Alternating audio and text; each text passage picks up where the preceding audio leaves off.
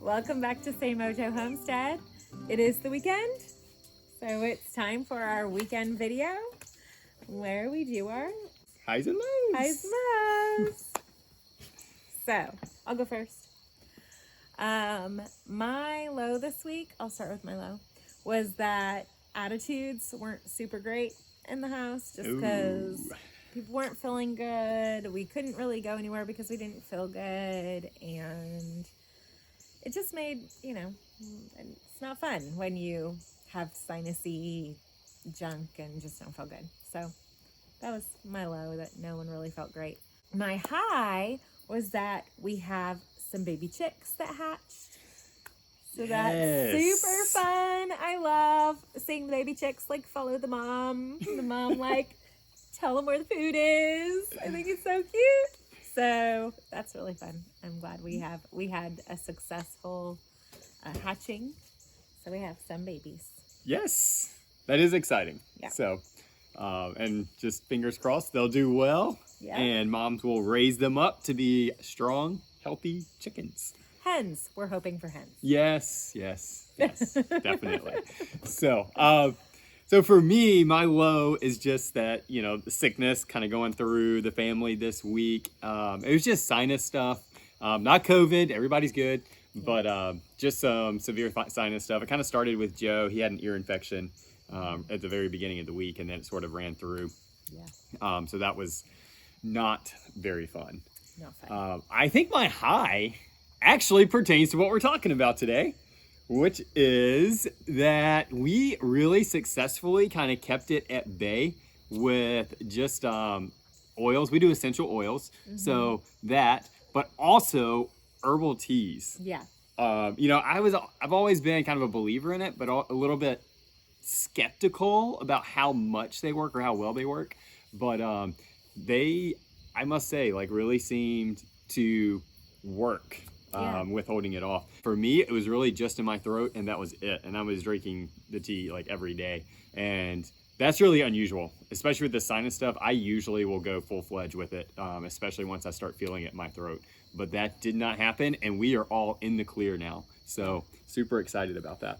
So on that is what we're talking about today. Yeah. Herbal teas and just what we're growing in our tea garden. In talking about this, we're going to share with you guys what we use them for and what we feel like works for us. Yeah. We are by no means experts. We are not herbalists. Nope. And so I would say take this information with a grain of salt, do your own research. But I will say that I am a huge proponent of it. And I would definitely encourage you guys, maybe watch this video, leave comments if you have experience with it. We'd love to hear from you on what you use, as far as teas and stuff, if you do that, or any questions that you may have.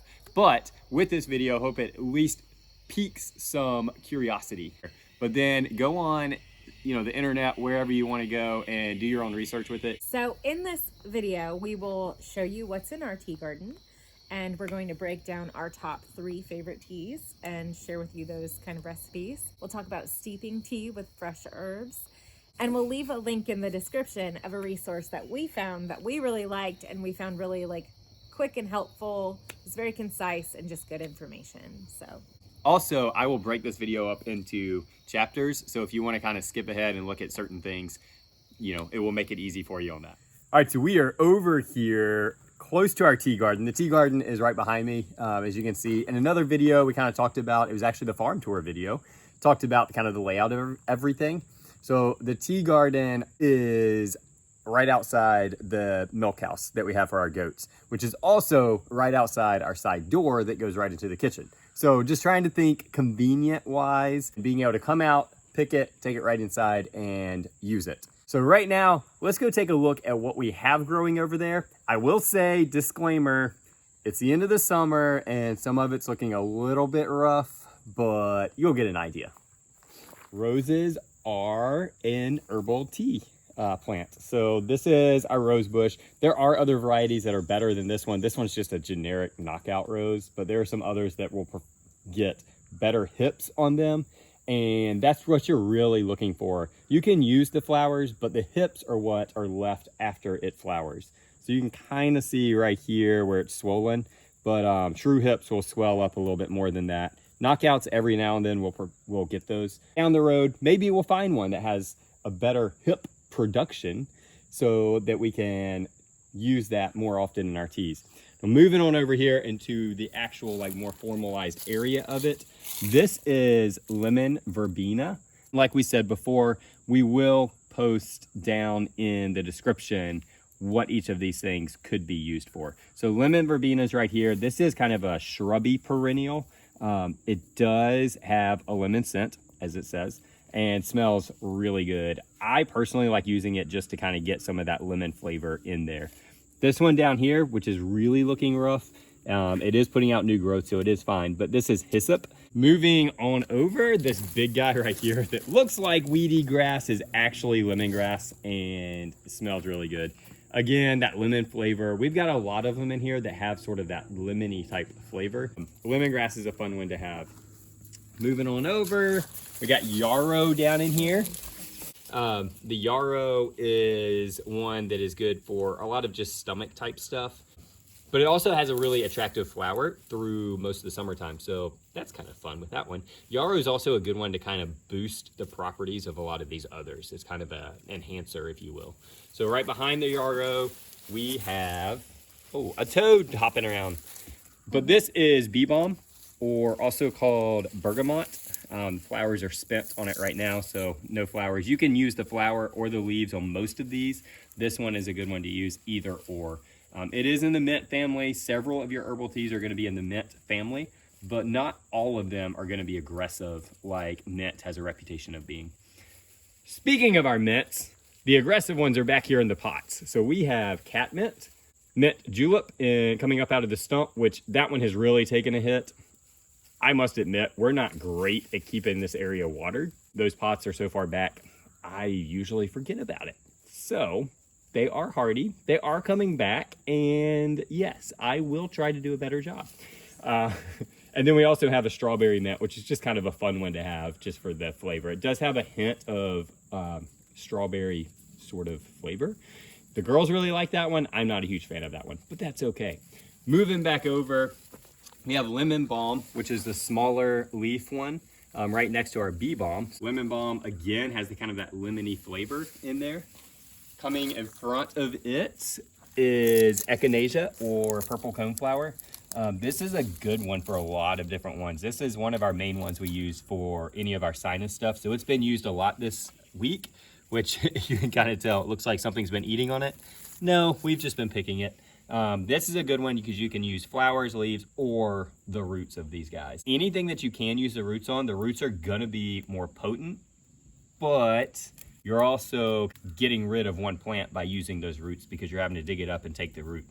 Coneflower will reseed and it clumps. So down the road, as it does continue to clump, we will be able to divide it and use some of those roots if we want to.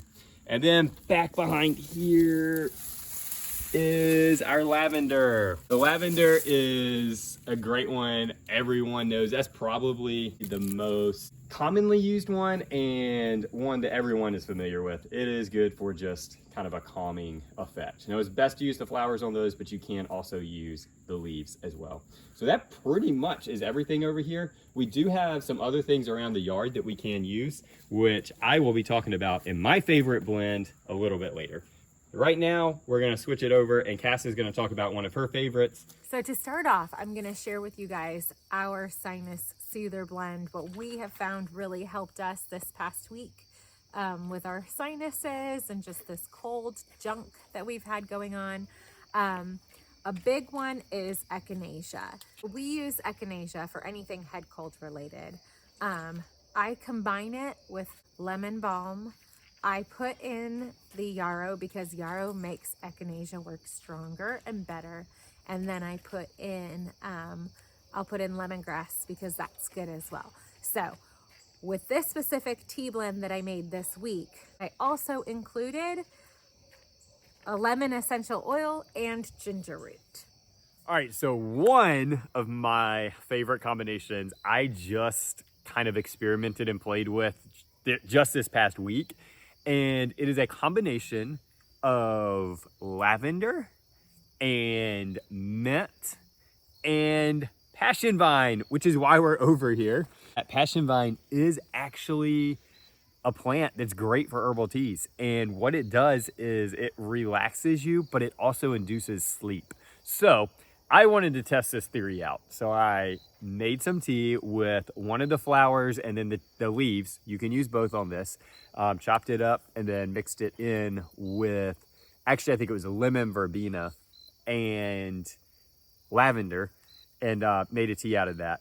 And I was not that tired when I drank it, and that was one of the reasons I wanted to do it, because I was like, man, like I need to, like it was getting late at night and I just was energetic for some reason. And anyway, so I drank it skeptically and I was so tired by the time I finished that. Maybe it was coincidence, maybe not, I don't know, but I'm gonna chalk it up to this tea. I have not tried it again, so we'll see. But I was very impressed with how much it did just really relax me down and got me really sleepy. And I actually fell asleep better that night. I can say that that was the tea, and slept better that night than I typically would in a normal night. So I'm sold on that one. We're gonna go back over to the tea garden, and Cass is gonna give you one more of our recipes. So we're back over here, and I want to share with you finally the digestive blend, what we use as a digestive blend. And it is fennel, mint, yarrow, and we usually throw in one of the lemon ones for flavor, just to give it that added tastiness, because we like the lemon, obviously, because we have like 3 different lemon based plants. But that one is great for us for digestion.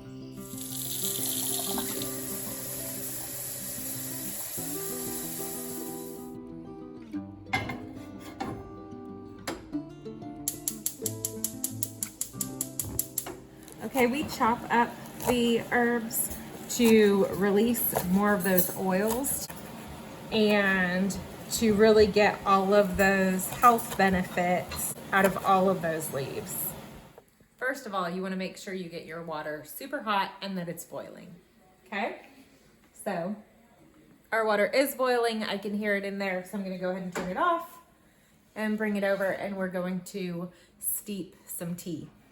Now, before we steep it, I do want to let you know that if you're making just a cup, you need like 1 to 2 teaspoons of whatever you put in your tea. We make this huge pot, so I'm using about a half a cup, and I'm putting them in a reusable muslin bag.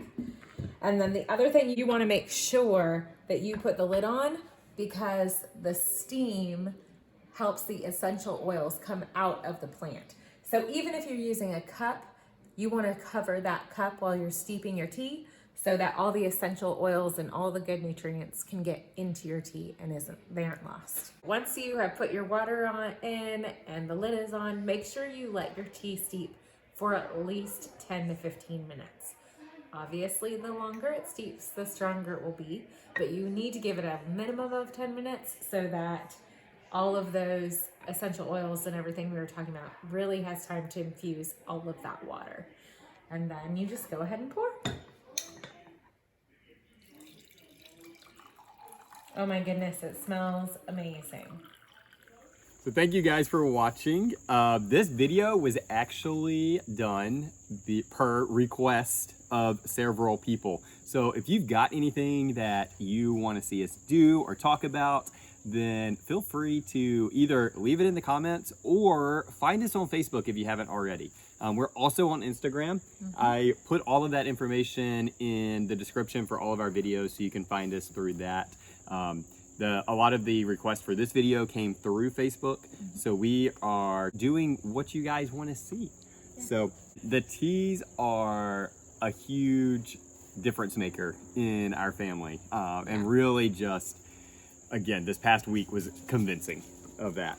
Really just got convinced that it is worth it. It is a fun thing to do, but it's not just a fun thing for us. You know, it's also a medicinal thing for us. Anytime you are like really sick, seek doctor. professional, yes, advice. Go to a doctor. You know, if it was really bad in our family, we would not just rely on tea and oils. We are not 100% off of medicine, modern medicine, whatever you want to call it.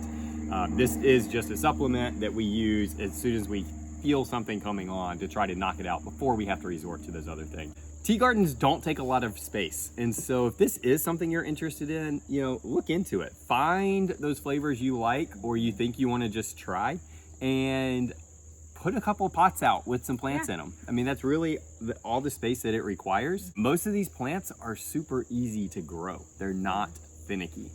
Just water them. Do a better job than I do. Yeah. So until next time, hope you guys have a great week and be blessed.